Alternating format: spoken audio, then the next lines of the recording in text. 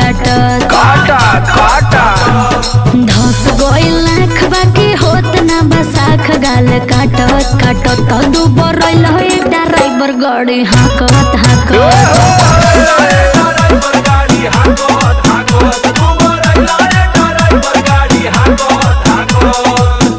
का करी तू इतना सुघर लागेली न। अच्छा तोके केतनो प्यार करी मनवे न भरेला। अच्छा अच्छा ढेर मत फुसलाव। सही कहती पगली तोरे जवानी के कसम।